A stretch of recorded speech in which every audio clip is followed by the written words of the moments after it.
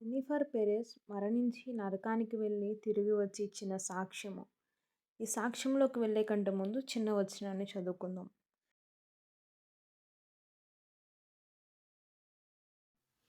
నా పేరు Jennifer Perez. నా వయసు 15 సంవత్సరాలు. నా వంటి బాలికకు మీ మధ్యకు వచ్చి నా తప్పిదాలను తెలుసుకొని ఒప్పుకోగలగడం కష్టమైనది. కానీ పరిశుద్ధాత్మ సహాయం వలన అది సాధ్యమే. ఎందుకంటే ఆయన నాకు సహాయం చేస్తాడు. నాకు కావాల్సిన శక్తిని ఇస్తాడు. ఇది అంతా ప్రభువైన యేసుక్రీస్తు మహిమ కొరకు మాత్రమేనని ముందుగా నేను చెప్పదలుచుకున్నాను. నేను ఏదో ఒక నూతన సిద్ధాంతాన్ని ఆవిష్కరించాలనుకోవడం లేదు.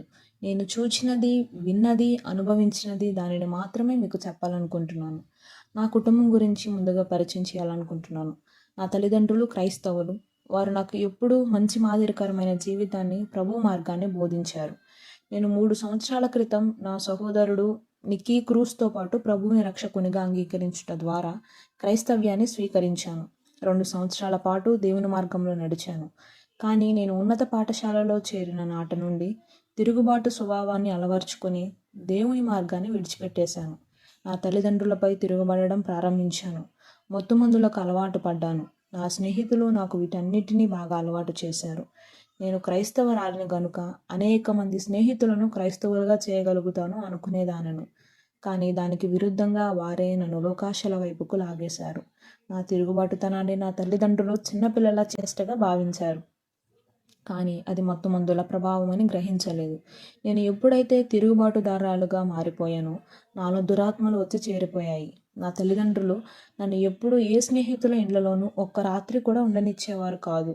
నేను ఏ పని చేయాలన్నా దొంగచాటుగా చేసేదాన్ని. తరచుగా బడికి పోవడమే మానేసేదాన్ని. నేను బడికి వెళ్ళేది కేవలం మత్తుమందుల కొరకే. నేను దానికి బానిసనైపోయాను. కానీ ప్రభువే నన్ను దాని నుండి తప్పించాడు. నా సాక్ష్యం 1997వ సంవత్సరం మే నెల 2వ తేదీన ప్రారంభమవుతుంది.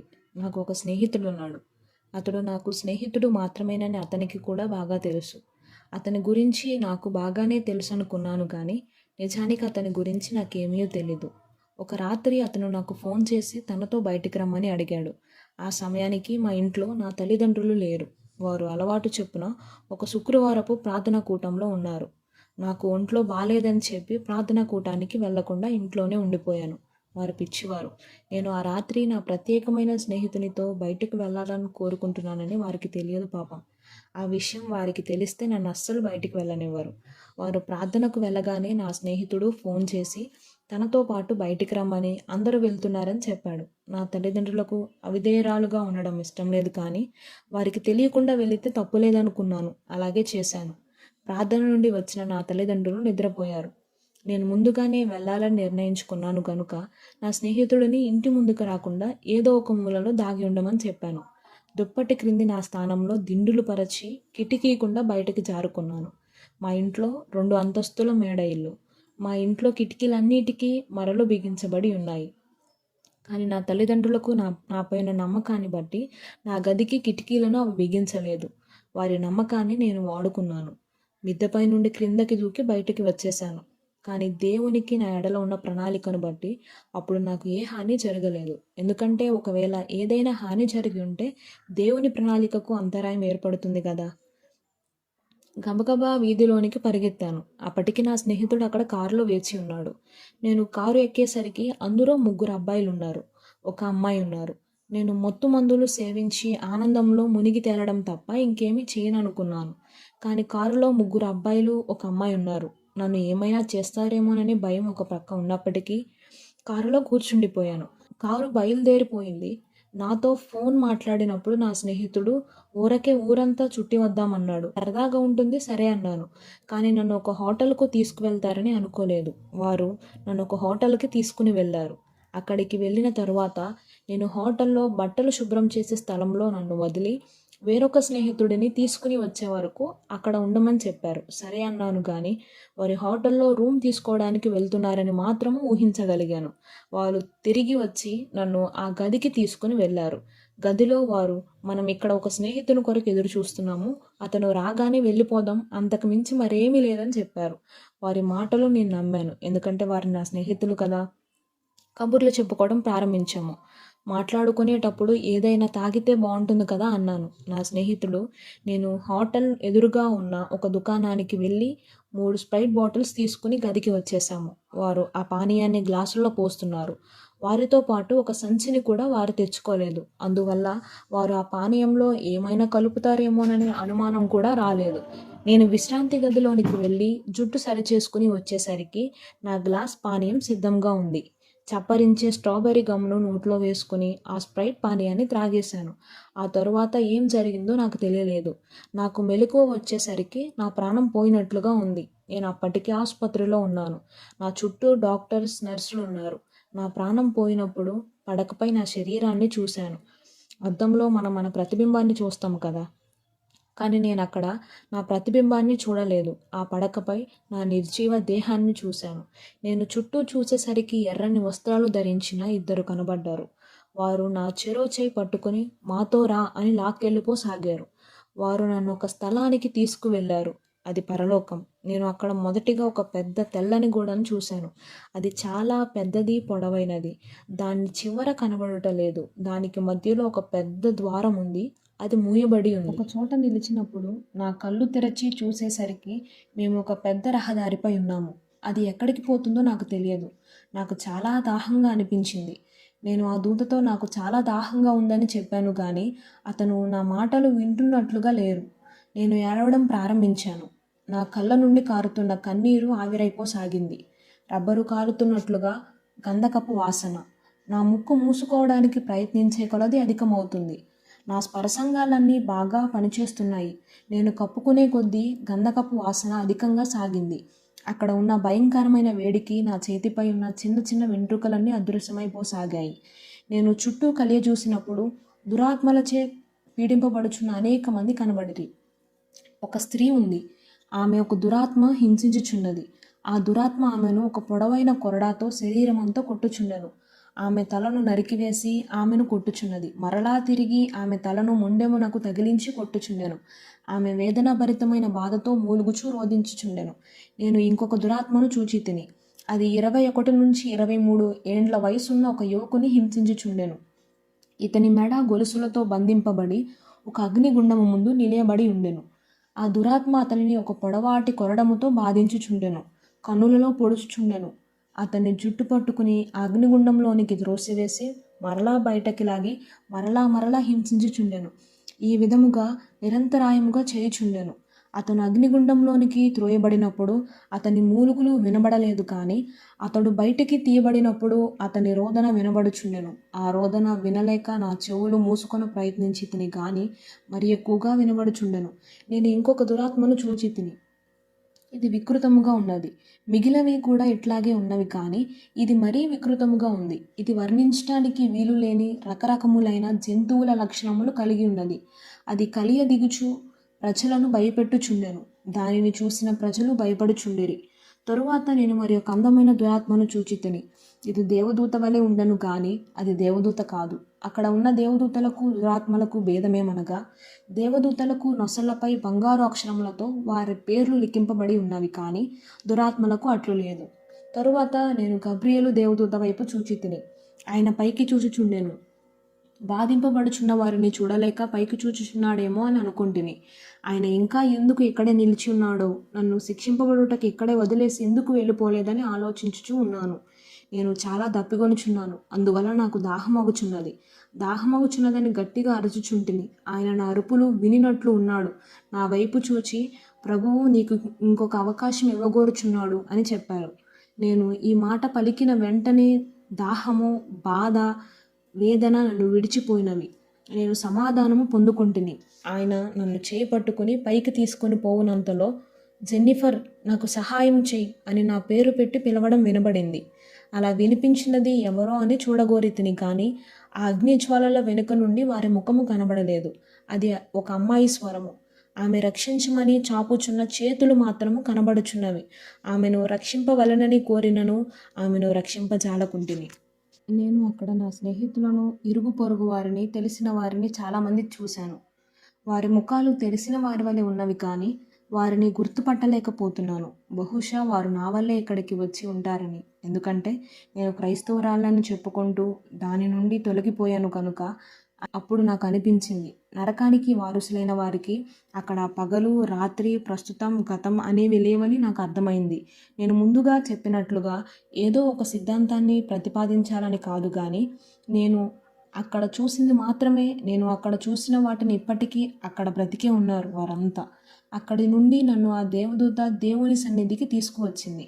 ఆయన సన్నిధిలోనికి వచ్చిన వెంటనే నేను మోకాళ్ళ పైబడి రోదించటం మొదలుపెట్టాను. సిగ్గుతో ఆయన ముఖము చూచుటకు నాకు మనసు అంగీకరించలేదు.